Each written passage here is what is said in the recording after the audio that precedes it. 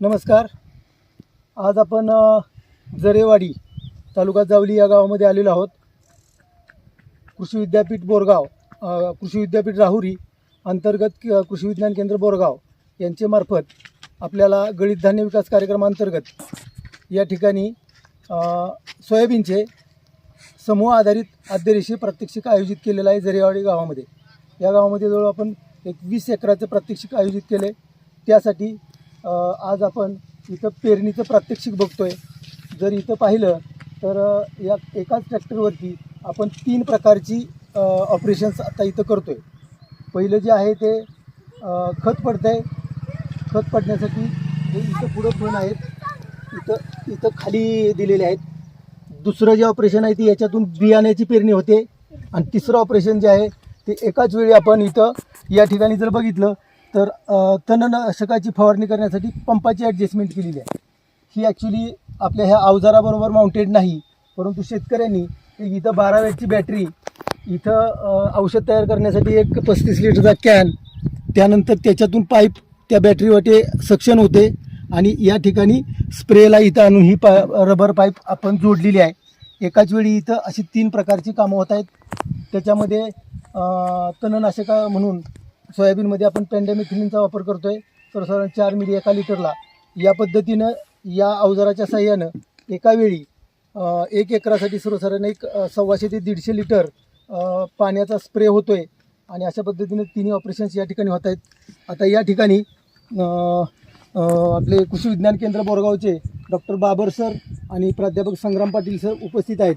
ते आपल्याला थोडक्यात या आपले जे काय प्रात्यक्षिक आयोजित करतो आहे आद्यरेषीय, त्याबद्दल थोडंसं तांत्रिक मार्गदर्शन करतील. सर नमस्कार. आज आपण जरेवाडी गावामध्ये आहोत. या ठिकाणी आपण समूह आद्यरेखा प्रात्यक्षिक राबवत आहोत सोयाबीन या पिकाचे. आपण या शेतकऱ्यांना फुले संगम या जातीचं बियाणं दिलेलं आहे. त्याला बीज प्रक्रिया म्हणून आपण गावचो या कीटकनाशकाची बीज प्रक्रिया देखील केलेली आहे. आणि सुधारित पद्धतीने आपण सोयाबीन लागवड करण्यासाठीचं हे BVF यंत्राद्वारे, ज्याला आपण रुंद वरंबासरी यंत्र किंवा ब्रॉडबेड फरो यंत्र जे म्हणतोय, त्याच्या साहाय्यानं इथं पेरणी केली जात आहे. आपल्याला दिसत असेल की या यंत्राच्या साहाय्यानं पेरणी करत असताना वरती आपण बघितलं तर याच्यावरती 3 फणामध्ये किंवा 3 ओळीमध्ये पेरणी होते. पेरणी म्हणण्यापेक्षा आपण त्याला टोकन होते. टोकन होत असताना याच्यावरती आपण बियाणं आणि खत दोन्ही एकाच वेळी टोकन होते. योग्य अंतरावरती, योग्य खोलीवरती आपल्याला याच्यामुळं बियाणं आणि खत टोकन होते. माती आड होत असल्यामुळं खताचा ऱ्हास होणं किंवा खतं वाहून जाणं हा होत नाही, नुकसान होत नाही. आणि दुसरा ह्या यंत्राचा फायदा जो आहे, गादी वाफा तयार झाल्यानंतर कडेच्या बाजूला जो काही चर तयार होतोय, ह्या सरीमध्ये आपल्याला दिसेल की ह्या ठिकाणी ज्यावेळी खूप जास्त पाऊस पडणार आहे तर अशावेळी ह्यातून जास्त आलेला पाण्याचा, अतिरिक्त पाण्याचा निचरा आपल्याला ह्याच्या मधल्या पाटातून होणार आहे. आणि त्यामुळं सोयाबीन पिकाला जी महत्त्वाची अडचण असते की पाणी साठून राहिल्यामुळे पीक पिवळं पडणं, पिकाची वाढ समाधानकारक न होणं, तर ते आपल्याला ह्याच्यातून टाळता येते. दुसरा याचा फायदा असा आहे की यदा कदाचित जर पावसामध्ये खंड पडला आणि पाऊस जर आपल्याकडे जर हे असेल तर ह्या गादी वाफ्यामध्ये ओलावा साठवून ठेवला जातो. आपल्याला एखादं संरक्षित पाणी द्यायचं असेल तर फक्त या मधल्या पाटातून आपण हलकं पाणी दिलं तरी त्या कमीत कमी पाण्यामध्ये आपल्याला सिंचनाची सोय करता येते. तो फायदा आहे. आता ह्यामध्ये आपण जसं म्हटलं की बियाणं आणि खत दोन्ही त्यातून टोकन केले जाते, योग्य पद्धतीने आपण त्यामध्ये देतोय. तर यामध्ये बियाणं आणि खत या दोन्हीची जवळपास 40% त्यामध्ये बचत होते. म्हणजे आपण जर एकरी जर यामध्ये पाहिलं तर साधारणतः 17 ते 18 किलो बियाणं आपल्याला फक्त लागणार आहे. आणि खतामध्ये देखील आपण 40% खताची बचत होती. म्हणजे त्यातला वाचणारा जे काही आपण जर पाहिलं तर त्यामध्ये आपल्याला ह्याचा इंधनाचा, अवजार चालवण्याचा इंधनाचा खर्च असेल, मजुरीचा खर्च असेल, तो कमी होतो.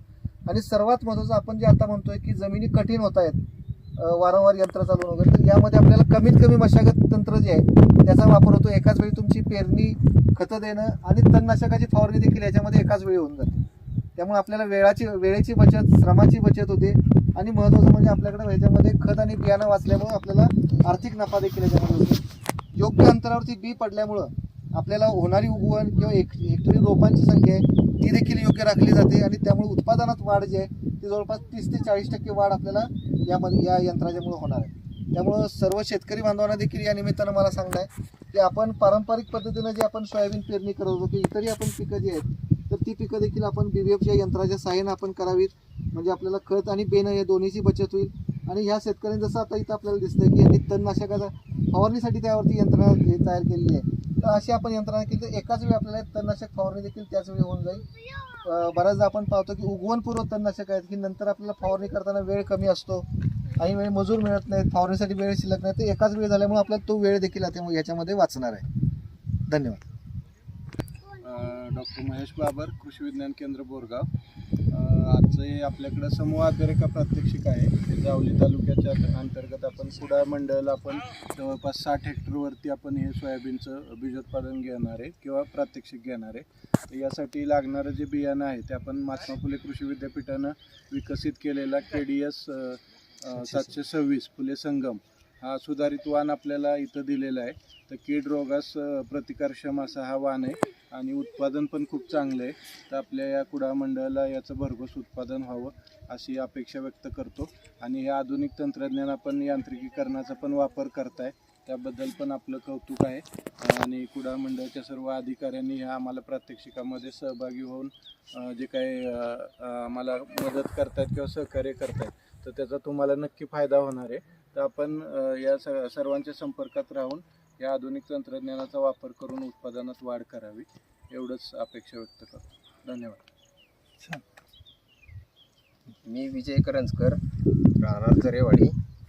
कृषी केंद्राकडून आम्हाला बऱ्यापैकी बीजासाठी सोयाबीन दिलेलं आहे आणि ते चांगल्या दर्जाचं असून यंदा आम्ही गादी वाफ्यावरती त्याचं पेरणी करून आम्ही प्रथम सध्या आम्ही 15-16 शेतकऱ्यांनी आता ते सोयाबीन घेतलेलं आहे आणि त्याचं प्रात्यक्षिक आम्ही बघून नंतर मग बाकीचे शेतकरी बोलले आम्ही करूया, म्हणून आम्ही डेअरिंग करून हे बीज घेऊन आता चांगल्या प्रकारे आम्ही हे मशीन पण नवीन आणलेलं आहे 2-3 दिवस झालं आणि ह्याच्या सहाय्यानं आता आम्ही भुईमुग सोयाबीन हे पेरून आता बघणार आहोत कसं येतं ते.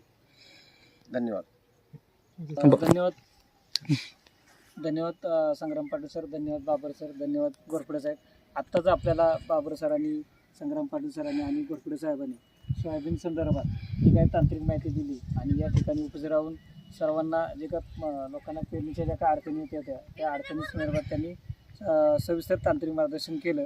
त्याबद्दल मी मंडळ कृषी अधिकारी कार्यालय कुडाळ व तालुका कृषी अधिकारी कार्यालय कुडाळ यांच्या वतीनं सर्वांचं आभार मानतो आणि इथेच आपला कार्यक्रम संपला असं जाहीर करतो. धन्यवाद.